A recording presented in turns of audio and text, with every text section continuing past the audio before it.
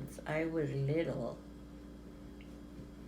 even the cars, 'cause I remember one of the first cars then that my dad bought, um, for the windows, they used to call them side curtains. They were like a plastic curtain, Oh. and you they were buckled onto the car, Yeah. and then I suppose if it was hot and stuff, you could unbuckle them and put that flap up, you know, Oh, wow. and then when it rained or what cold or what, then you just Put put it down? yeah, and it was a big plastic thing, the size of the car window, Uh-huh. and then it had snaps on so you could Huh. snap it, you know. That was your windows. Wow. I remember those. And I thought, for crying out loud, one day I thought, oh my God, unbelievable. When I see some of these cars nowadays, oh, Mm-hmm. good Lord. I imagine all the inventions you've seen, or Huh? all the inventions, or things that you've seen, like computers. My and, God, when I get into Chris's car, which is very seldom, I think I've been in it about twice or something like that. Then what do you need all these damn buttons for?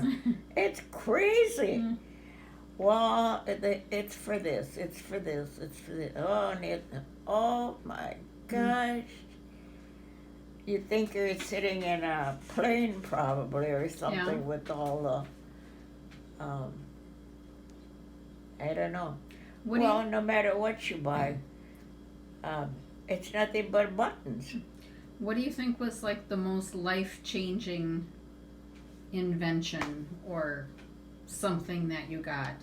Oh gee, I don't know if I remember.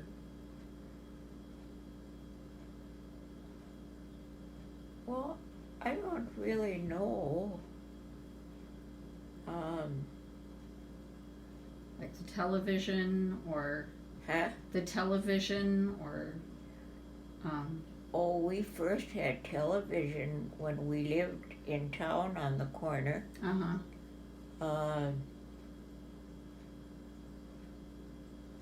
Who was the baby? Jim must have been the baby. The youngest, I mean. So you were married before you got I remember television. Clyde, they were telling me, the boys were telling me about, I don't know, somebody, Walmers or somebody that had, they call it television, you know. Uh-huh. And then one time Clyde came home and he brought a smaller set, but it worked just fine. And the kids couldn't believe that.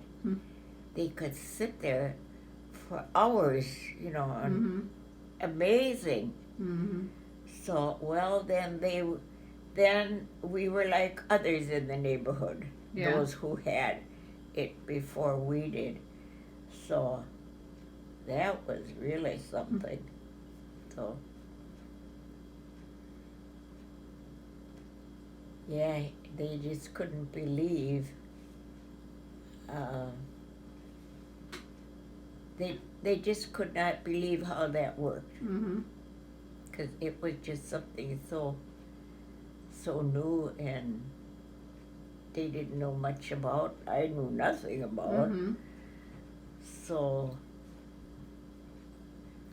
what about like events that happened in your lifetime that really resonated with you, like Pearl Harbor? Or like what? Like Pearl Harbor. Do you remember like big events? Like for me, like 9/11 is big for me. Oh, Pearl Harbor. Yeah. Yeah, that happened on a Sunday morning.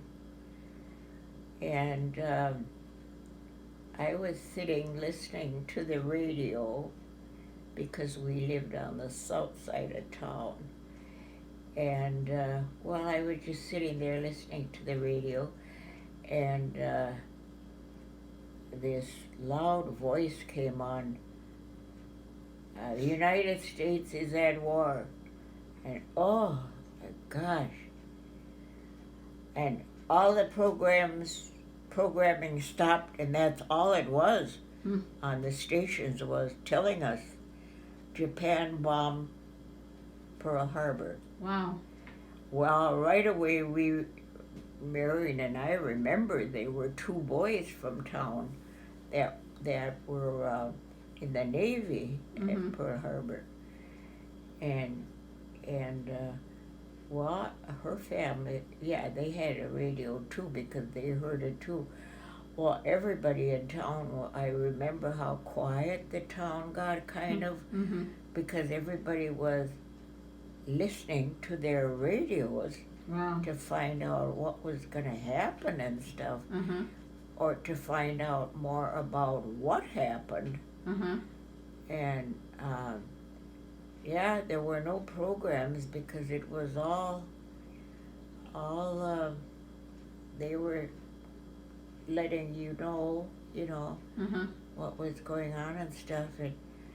And I remember when Marion and I don't know if she ran over to my house or I ran over to hers, but anyway, we said, oh no, they're going to draft all the boys. They said, oh, everybody's going to be gone. And let me tell you, it was like that. It was like they swept the town out. How old were you then? Do you know? Oh, I don't know. How many years ago is Pearl Harbor? I don't know. Oh, for heaven's sakes, many, many years. Well, I probably was in 8th grade or beginning of high school. Okay. Yeah. But, yeah, that was really something. It kind of, things changed, I think, after that happened. So, and, well, those whose sons were drafted then, those families were very sad for a while because you never thought something like that would happen, where it would involve your family and stuff like that. And the two boys from New Prague went down. Huh? The two boys from New Prague, weren't they on the USS Arizona? Yeah. And yeah. They went down with the ship, right? Yeah. Do you remember who the two boys were? Yeah, one was a Hansel.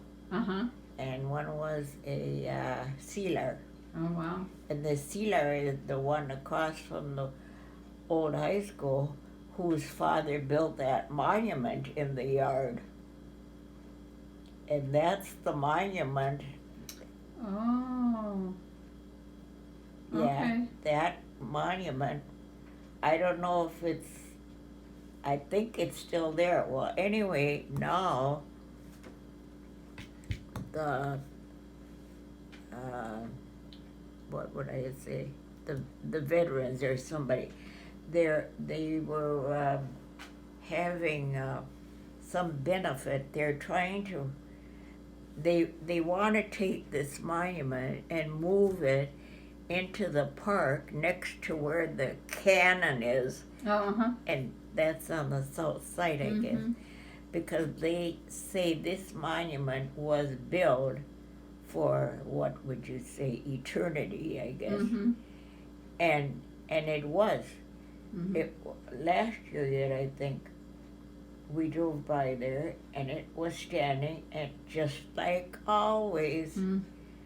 And my God, that's 75 years or so, And so now, I was so glad when I read that in the paper, though, that I think it's the veterans that want to move this because it's unbelievable that the thing is standing, and Mr. Sealer built it in memory of his son.